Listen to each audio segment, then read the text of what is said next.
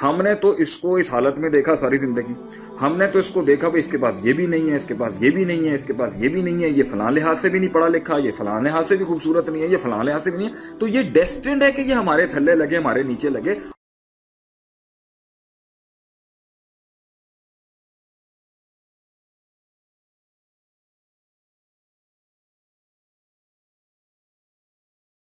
यहाँ जब आपके ऊपर तनकीद कर रही हो ना, तो याद रखें पहला बार वो छोटे हो गए, आप बड़े हो गए। One liner. जो लोग आप पर तनकीद कर रहे हैं ना, जिस दिन किसी इंसान ने किसी इंसान को क्रिटिसाइज करने का फैसला किया ना, वो छोटा हो गया उसमें। और जिसके खिलाफ ये काम हो रहा है ना, उस दिन उसकी जीत हो गई, वो बड़ा हो गया उसे। क्योंकि अगर हेल्दी क्रिटिसिज्म जो होता है ना, जो मुस्बत तनकीद होती है, वो पब्लिक में नहीं की जाती, वो तन्हाई में की जाती। उसको पब्लिक में लाने के लिए उसके बड़े प्रोटोकॉल्स हैं।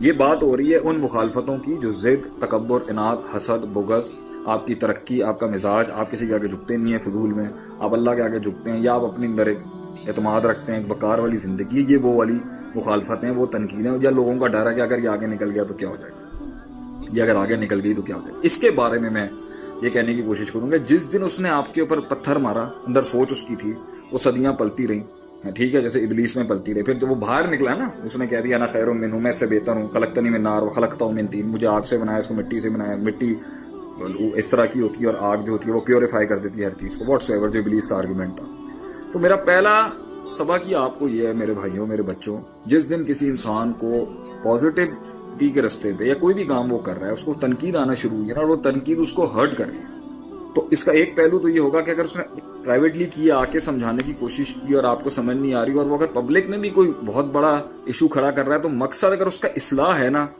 तो ये तनकीद बुरी नहीं है। इसको अगर हमारी भी कोई तनकीद करता है पब्लिक के अंदर, या किसी की भी करता है, जिससे मकसद हमारी इस्लाह है कि मैं बात समझ जाऊं और उसके बाद मेरा अपना फैसला कि मैं वो तब्दीली करूं ना करूं, तो अगर यहां तक तो है ना, तो यहां तक तो इंसान सब्र करे, हौसला करे। उनकी दुनिया में बड़े बड़े माहिर बैठे हैं, बड़े बड़े लोग बैठे हैं, उनका तजर्बा है, उनका ताल्लुक है, उनकी हैसियत है, उनकी बात सुननी चाहिए। मैं अभी अपने इस लेवल के ऊपर, ये नहीं है कि हर किसी की सुनता हूँ, लेकिन सुनता हूँ बहुत से लोगों की बात आती है ना, मैं कहता हूँ कि यार ये नया खुल गया, प्लस माइनस करके यहाँ पे एडजस्ट कर लेते हैं इसकी बात को। लेकिन जब आपको पता चल रहा होता है ना कि यार अभी मैंने 4 कदम नहीं बढ़ाया, अभी तो मैं खुद नहीं गिरा, अभी मैं एक्सपेरिमेंटेशन के फेज के अंदर हूँ, अभी मैं गुजर रहा हूँ एक चीज को, और मुझे एहसास भी है कि मुझसे गलती, फिर भी लोग लगेंगे जो उनका जेन्युइन कंसर्न नहीं है।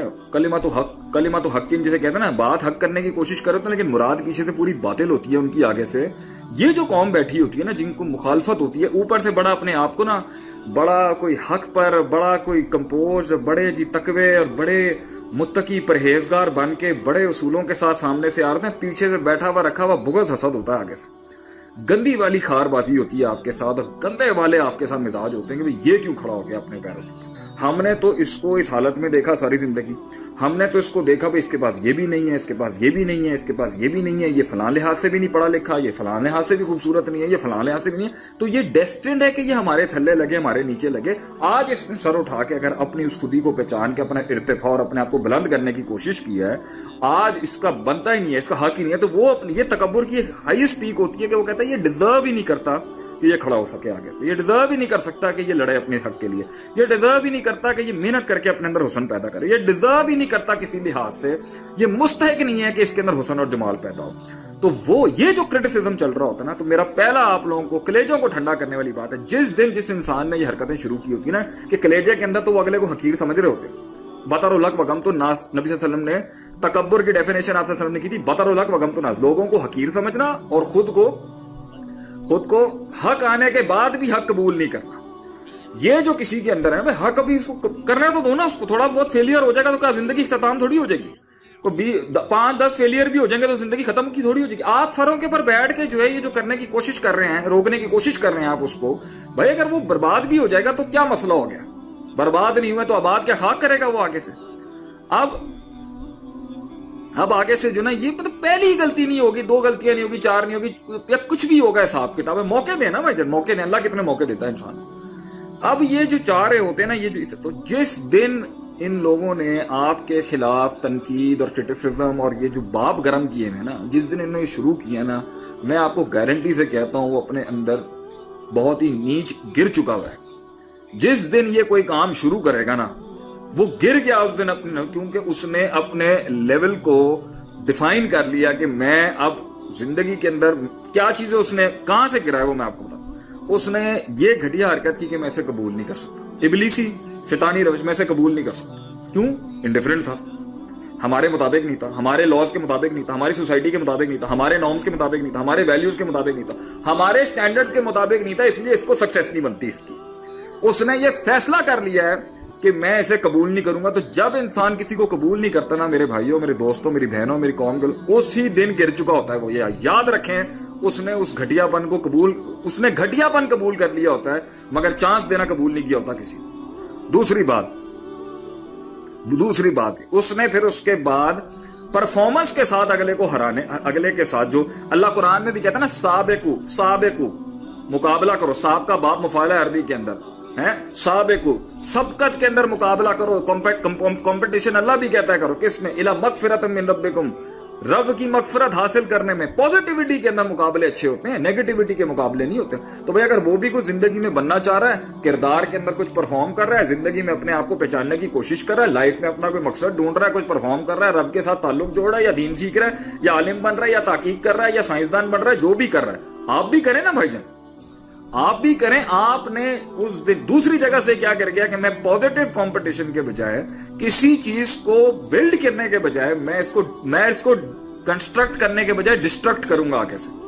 उसने फैसला कर लिया कि भाई मैं परफॉर्मेंस के लेवल पर नहीं जाऊंगा, इफेक्टिवनेस एफिशिएंसी के, मैं गल्ला लावांगा, मैं स्टेटस अपडेट करांगा, मैं जलील करांगा, मैं धमकियां देवांगा, मैं इनको मिजाजबाजियां दिखाऊंगा, और मैं इनको ना घुटनों पे ला के इनके सजदे कराऊंगा।